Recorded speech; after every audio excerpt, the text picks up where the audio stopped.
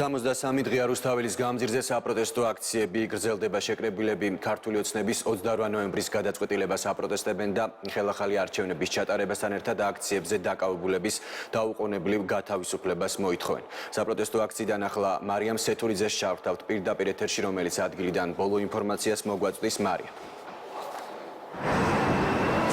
ნიკა, რუსთაველის გამზირზე აქცია მშვიდ ვითარებაში მიმდინარეობს. აქციის მონაწილეები ამ დროისათვის შეკრებილი არიან უშუალოდ პარლამენტის წინა ტერიტორიაზე და ისინი სხვადასხვა მეთოდებით გამოხატავენ საკუთარ პროტესტს. აქ პერიოდულად ისმის სასტოენების ხმა, ასევე აქციის მონაწილეებს მოტანილი აქვთ ტრანსპარანტები სხვადასხვა შინაარსის და აპროტესტებენ მთავრობის 28 ნოემბრის გადაწყვეტილებას. ძირითადი მოთხოვნები კი არის უცვლელი, ეს არის გათავისუფლდეს აქციების მიმდინარეობისას დაკავებული ყველა პირი და ასევე დაინიშნოს ხელახალი არჩევნები.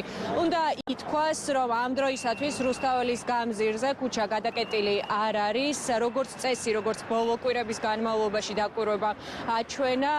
ქუჩა იკეტება მას შემდეგ, რაც საზოგადოების სხვადასხვა ჯგუფის წევრები მსვლელობით უერთდებიან რუსთაველის გამზირზე მიმდინარე აქციებს და დღევანდელი დღეც არ არის გამონაკლისი. აქ ელოდებიან საზოგადოებრივ მაუწყებელ იმ პირებს, რომლებიც შეკრებილი იყვნენ საზოგადოებრივ მაუწყებელთან საღამოს 7 საათიდან და ჩვენი ინფორმაციით ისინი ახლა ამ წუთებში მსვლელობით მოემართებიან რუსთაველის გამზირზე და სავარაუდოდ სწორედ ამის შემდეგ შეწყდება აქ საავტომობილო მოძრაობა. როგორც გითხარით, ამ დროისთვის აქციის მონაწილეები მშვიდად გამოხატავენ საკუთარ პროტესტს. აქ არის საპატრულო პოლიცია, ქუჩა კი არის საავტომობილო მოძრაობა ამ დროისთვის არის თავისუფალი. შეგახსენებთ კიდევ ერთხელ მოთხოვნებს, ეს არის ხელახალი არჩევნები და დაკავებული პირების გათავისუფლება.